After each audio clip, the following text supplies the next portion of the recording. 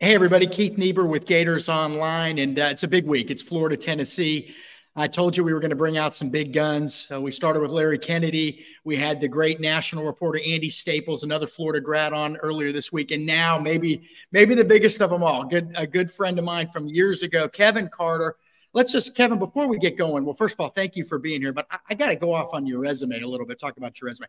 1991 to 94 at Florida, consensus All-American in 1994. That means, for those that don't know, that means basically everybody named Kevin All-American. I'll agree. Right? UF Hall of Famer in the NFL, Pro Bowl twice, All-Pro in 1999, Super Bowl champion for my Rams. Of course, they were in St. Louis back then, but so that made me very, very happy. Big win over the Tennessee Titans. 104.5 career sacks. The pride of Tallahassee Lincoln. All right. Wow.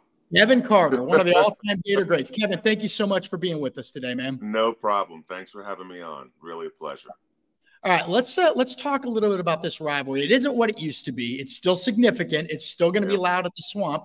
But you happen to play in some of those early key games, 91 to 94. You had Florida had the win in 91 at Florida Field, devastating loss in 92 in the rain in Knoxville, big win in 93, which came, I think, just a week after the Werfel to Doring play in Kentucky. And then in 94, you guys obliterated your first two opponents, scored 70-plus points in both games, then went to Knoxville and did the unthinkable, beating Tennessee 31-0, shutting out the Vols, who went through multiple quarterbacks. Kevin, at the end of that day, you were on the field, and Kevin, so was Peyton Manning. So just an unbelievable – you have an unbelievable sense of what this rivalry is. What was it like being a player back in those 90s, those big battles with Tennessee back then? You know, I think the thing that's really cool about the experience that I had at University of Florida, it was we didn't know how good we were. We were still building something. And to look back, you know, in history and see how, the kind of success that those early Spurrier years teams had and the dominance that we were able to really seize, because look, the Gators were good. Like we were good, but, 85, 86, 90, but, we didn't have the recognition, I guess, of, not being off probation and able to claim the title. But I think, when Coach Spurrier got there and what he was building and we won the first official SEC title, he was building something different and in a different way. And I think that experience of going on the road, beating Tennessee, some of those rivalries, with those teams and having, how we fared through those years, you're right. I mean, we put up, we'd hang 50, on conference opponents, and it was really unthinkable at the time. So this game, this rivalry specifically, is definitely heated. But I remember every game that you mentioned, and you went down the list, and I remember the night game our freshman year, and I saw you interviewing Larry, and just a great memory because we were both playing. He and I and Ellis Johnson were both playing. We were all playing as freshmen, and I remember hitting the quarterback, and I remember Larry coming up with the interception and taking it back, and it was like at that point it was just a small taste of greatness and being a part of greatness. Like it wasn't my play, right? I didn't make the interception and run it back for a touchdown, but it's like being on the field with Larry then, I can say that I rushed the throw a little bit. I can say that I was a part of it, but that was a very addictive feeling of claiming that greatness next to one of my brothers and with other great players. And you talk about the pass to Doring, right? The Kentucky game weeks before our senior year, my senior year, and those memories, each and every story you told, man, like they all stand out. So, and we're gonna have to do like a longer segment, sit down, because we got to talk about some of these memories, like specifically. My senior year, that was unbelievable, going up to Knoxville in 94. And you're right, we absolutely obliterated Tennessee from start to finish. And I remember, James, Little Man Stewart in the backfield, and them talking about how gargantuan their offensive line was, Leslie Ratliff and Jason Lehman and all these guys, and, how they're going to, we're quick and we're athletic, but we don't have the power to hold up to this. And I'm like, who the hell are you talking about, man? We're Teutonized. You have no idea what you're getting yourself into. And that game, those games early my senior year, that's when, the light bulb kind of went off for me. And I realized, man, we're not just pretty good. We're bordering upon greatness. And, there's a picture from that season as well, where, there's 3 freshmen in a picture, and they're all like jumping up, and they kind of caught the picture before I jump as well, to kind of high five all these guys. And it's Fred Taylor, it's Riedel Anthony, and it's Jacquez Green, and they're all jumping up, and it looks like I'm holding up, 3 players because I don't jump yet. But just that snapshot of seeing that type of talent, and those 3 names that I just mentioned, they were there as freshmen in '94. And I'm like, dude, Florida is never going to be the same. Like, we're like, not that we've arrived, but we have a whole new caliber of player and standard, like wall to wall. And it's just cool to be a part of. So I totally went off on a tangent there. I don't know. No, you're good. Hey, and but, if you guys are listening and you enjoy this, make sure you hit the like button, hit the subscribe button, and leave a comment. And look, there's a reason that Kevin's really good at this stuff. He's good at talking about games. And that's why CBS Sports has him working as a college and pro analyst. So make sure you check out Kevin on CBS Sports every weekend. But Kevin, you mentioned a name. I'm going to go off on some tangents now. Ellis Johnson, you're talking about, in my opinion, one of the most underrated, underappreciated Gators of all time, the National Player of the Year, I think, for ABC Sports, I want to say, or somebody, I can't remember who it was. Somebody named him, and maybe it was CNN, National Player of the Year in 1994. Just so many great players. You had backups that ended up playing in the NFL. You had Jacquez Green was, I think he caught a few passes that year, and then I want to say got hurt and ended up being a consensus All-American himself. Fred Taylor, Riedel Anthony, and Ike Hilliard had big 1994 seasons. Between them, 52 catches, which is really a lot for a couple of true freshmen. Yeah. Especially a guy like Riedel coming from the sticks of down in where was he from? He went to one of those schools down there, and I think it was. Did he go to Glades Day? Even I can't remember. Glades. Yeah, they're all one of those schools. His dad was the mayor, but so many great players and so many great personalities. I had classes with a bunch of the guys, and it was fun. And Kevin, you took me back to that '94 Tennessee game, and I don't know if you remember this. I think you guys stayed at the team hotel the night before the game, and it was a night game, so you had to sit in the hotel all day Saturday. Yep. It was right out by the airport, and if my memory's right, there was a crazy SEC game that day. And why I remember this, 2 reasons. One, I just covered Auburn for a decade. It was the famous Auburn LSU game, where LSU kept throwing interception after interception in the fourth quarter. And as that game's happening, some of your teammates, Elijah Williams and those guys, were running up and down the hallways of the hotel screaming. It was one of the wildest games ever.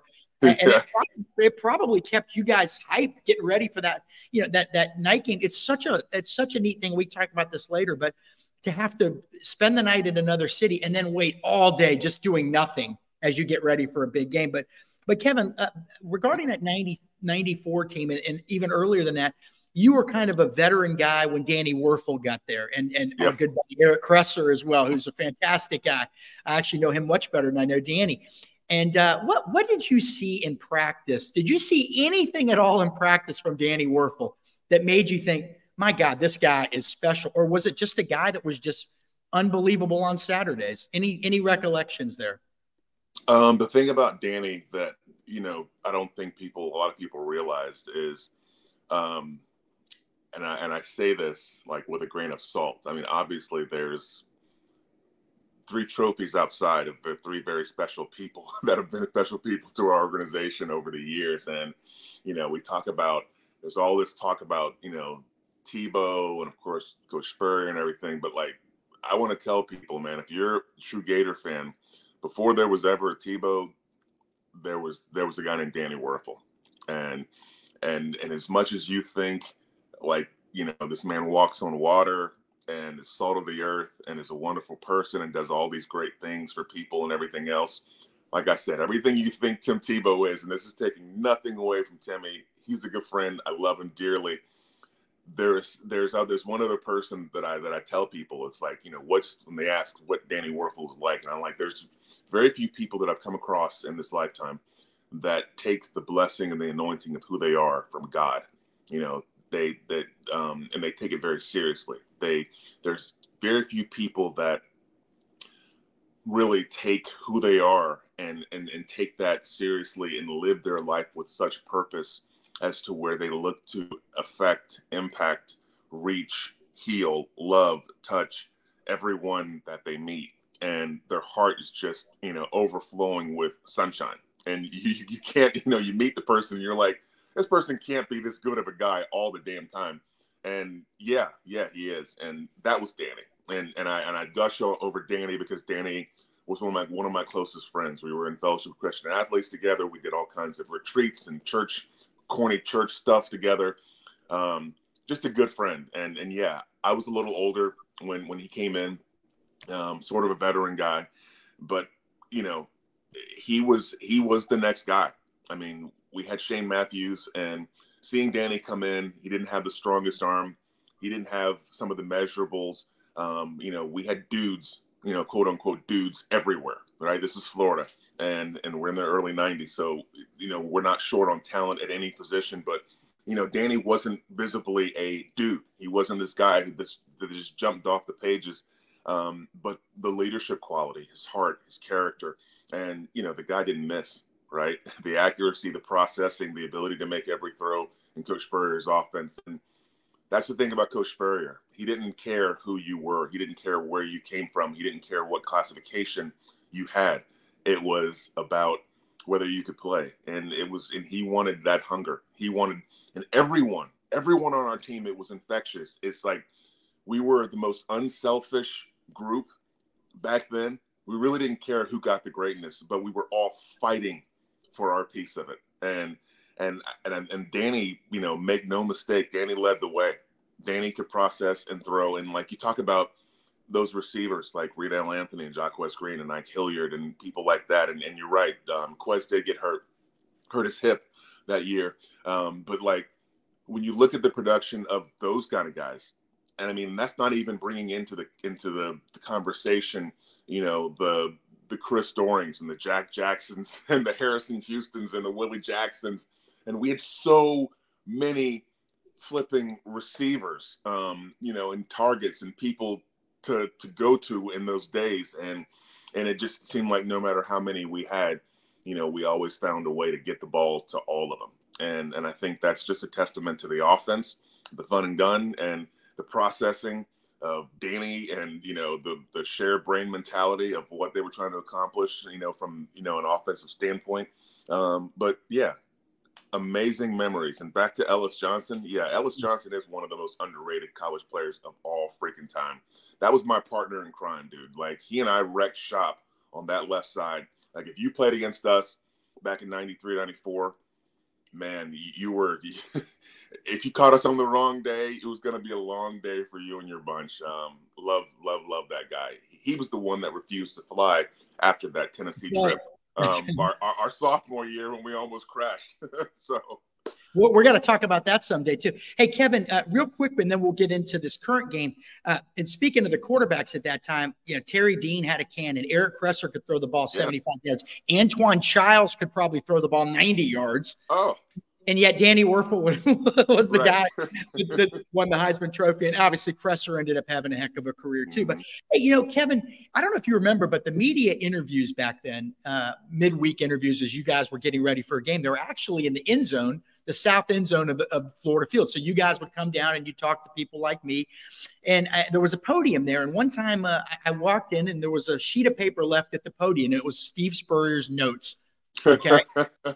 And it was hilarious. It had all the grades. And it was after, by the way, it was after the disappointing 92 loss, I want to say, to Florida State up in Tallahassee. Yeah. And it was the grades of the offensive linemen. We won't name any of their names because some of those guys are buddies. Yeah, they're friends. And then there was a guy that had been suspended. And actually, it might have been one of them was later, but one of the guys had been suspended, and there was a marijuana leaf drawn around his name. And it was my goodness.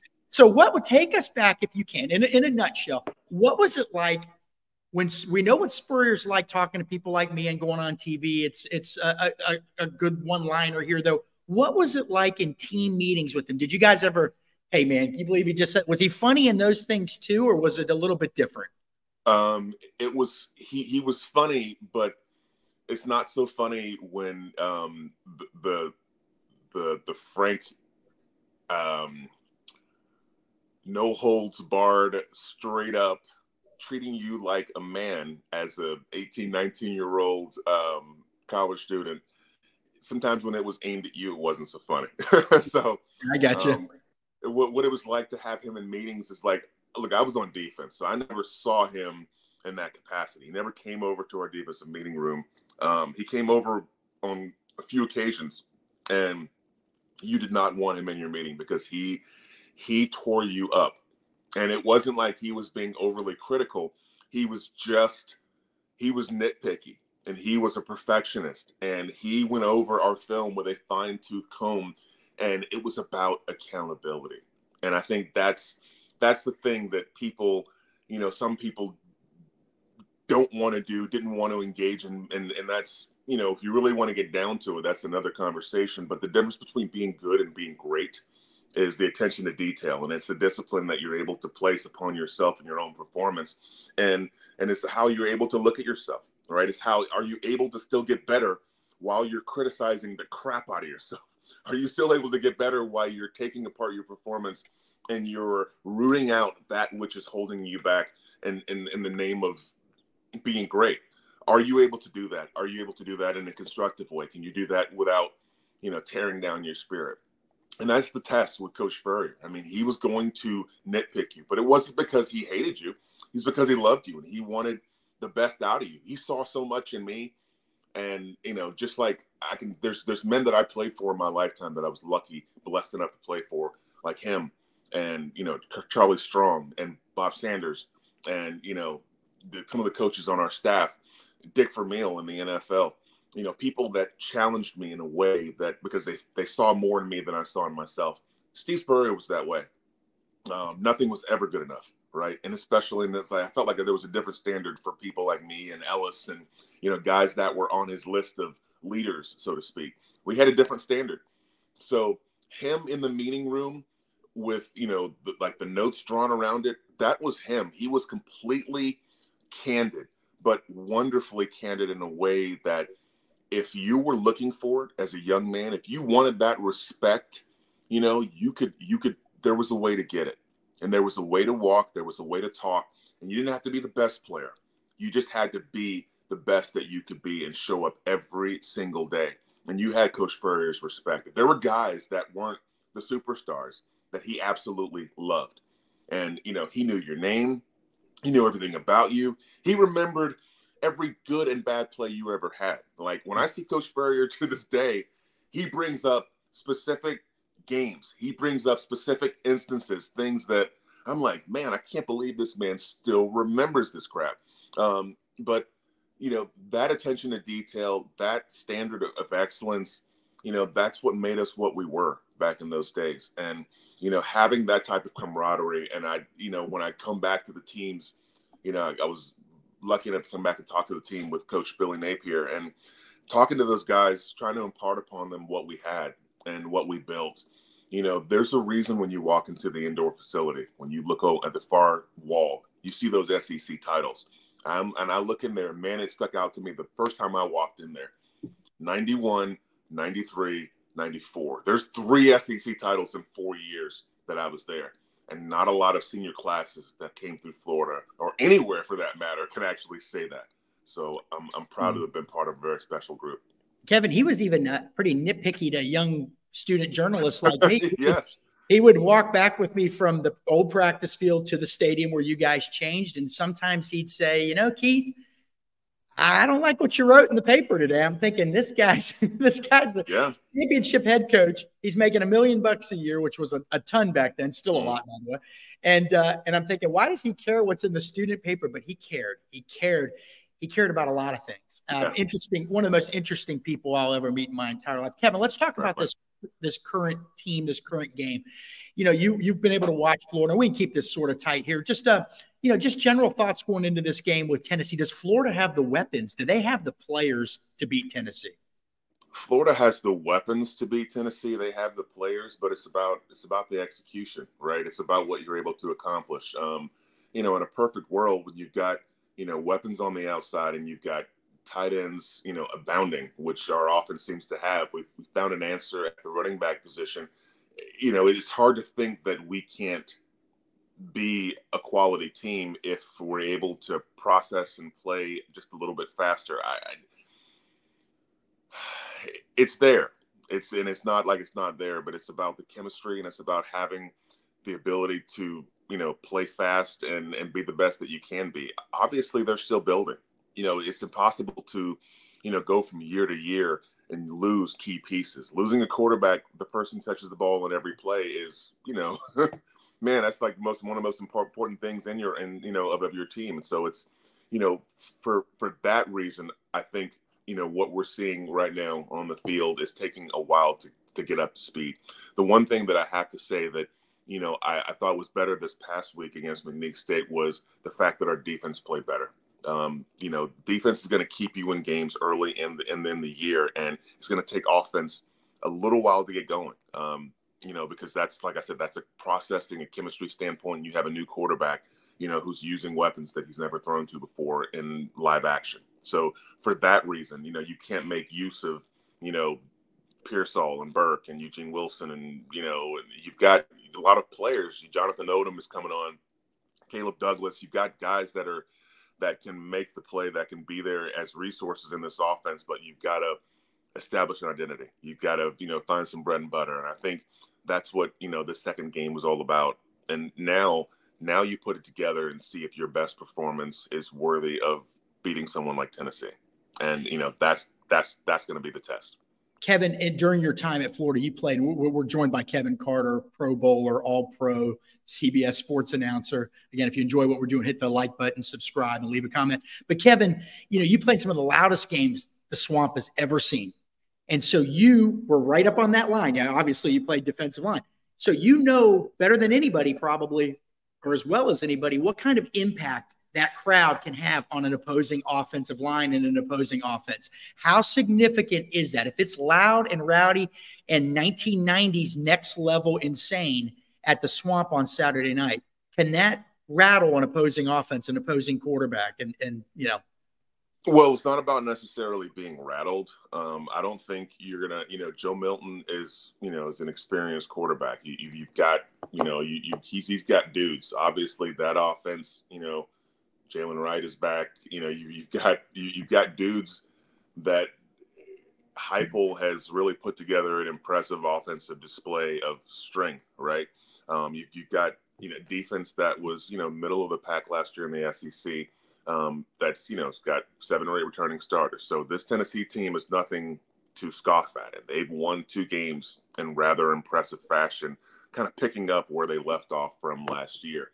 But execution, game day execution is a real thing. Home field advantage is a real thing because you simply can't hear.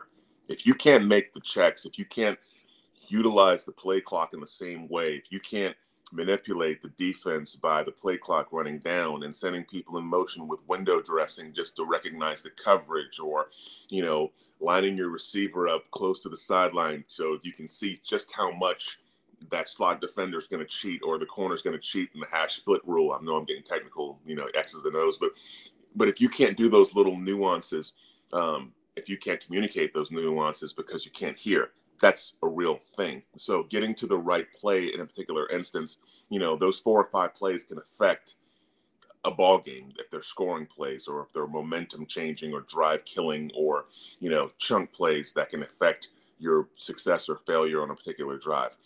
That adds up. That is real. That is a real thing. So we're going to need the Swamp to be as loud as it can be, for Tennessee coming in there. So it's definitely something as to where you can disrupt a lot of what's going on in that offense. And Florida needs that. I mean, Florida right now isn't playing its best football. They're trying to establish something. They're trying to basically avoid being, the fourth or fifth best team in the SEC East. So right now, this is we're getting into conference play, and via our schedule, that always happened a little early. It was always very special around that second or third week in September.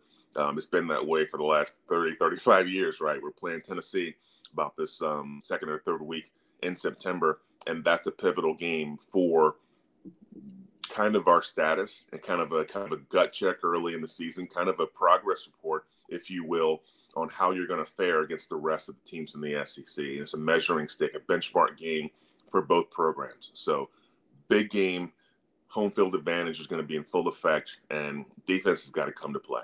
All right, let's get your pick, and then we're going to get into your personal life. One quick question, then we'll get out of here. We'll let Kevin get back to work. He's got a busy weekend ahead, obviously. Kevin, who do you have in this game? What do you think? You know what? As much as I would like to, no. Wait a second. Where are we headed here? What did Larry say? What was Larry's pick? Look, Kevin, was he a homer? You'd think after doing this many years, I'd have a clue and remember these. I actually forgot to ask him for a pick. He kept going on and on about the current state of the program that I kind of lost track of things. So no pick from Larry, but what do you got? You know what is on this show, I'll pick with my heart. My heart's with Florida. My heart's with Florida, that we can put it together, that we have enough weapons on the offense that Graham Mertz is going to be able to process and move the ball down the field. What I haven't seen is some of the bigger chunk plays on our offense. Getting Pearsall, getting those guys open downfield so we can loosen up some of the underneath coverage. That's what we're going to have to do. That's when you're going to see the processing prowess of Graham Mertz, if he can deliver the football, if we can stretch the field. So I'm hoping that's where my heart is. But I am objective, and I'm paid to be objective by CBS, and my objective pick is Tennessee. Too much firepower coming back in this offense. I think Josh Heupel's done an amazing job just transforming this offense, getting all the personnel and relative personnel, whether they started last year or didn't. Everyone's on the same page. This offense looks the exact same as it did. I mean, I'm not taking anything away from Hendon Hooker and how he was able to galvanize this offense, but Joe Milton is not a far cry away from what Hendon Hooker was able to produce. So they're going to be wide open, 100 miles per hour. They're going to, run the inside-outside zone with Jalen Wright. They're going to, go up top. They're going to take shots downfield. They're going to run 4 verticals. And this defense is going to play hard. I think it's going to be loud. It's going to be hard for them to hear, but they're not going to come in and just completely not know how to function. And I think they come into Florida and get the win. So that's my professional pick. Yeah. And I might lose some followers from some Florida fans over that, but don't hold it against me. I am paid to be objective. Yeah. So this will be your one and only appearance. This will be your one and only appearance with me. That's for sure. But I appreciate it. Hey, Kevin, before we get hey, look, I'll be begging you to come back. Before we get going, if you would have asked young me in 1994, which guy on this Florida team would end up having a really smart kid, I would have probably said you and Terry Dean, 2 of the smartest guys I've ever interviewed. In fact, Terry was probably too smart sometimes, way smarter than me. Now, Kevin, your son, Zion, he played at Dartmouth for a few seasons. I believe he graduated from Dartmouth. He got his Ivy League degree. We're very proud of him and very proud of you, obviously. And now he's playing at Buffalo, at the University of Buffalo, and he's got a couple catches. He's a big tight end. I'm looking at 6'6", 265. Yeah. What's it like on Saturdays watching him play? Is he a guy that could maybe play at the next level, or is it too soon to tell? Or, what do you think about his prospects, Zion Carter? I am absolutely floored, flabbergasted, overjoyed, thankful, and so proud of my son, Zion Carter. Such a great kid. And this is just a personal thing. I know all parents are proud of their children, but me going to Florida, playing 14 years in the NFL, you envision, we all, no matter who we are, envision better for our children. And, and saying to myself, man, how can you get better than Florida, right? There's no better place, no finer place to be. But then someone says, what about a top 10 school, an Ivy League school? What about Dartmouth? What about Princeton? What about Harvard? What about one of these places? And so for him, that was a possibility. Unweighted 4.0 out of high school, kicked butt on his SAT, And his brain, I'm so glad that he chose that road of not going to a quote unquote football factory to make his collegiate life dreams come true. We all have different roads, and we have different roads that we are supposed to take. Zion was supposed to go to an Ivy League school. He was supposed to go to Dartmouth. He was made for it. It was a great fit.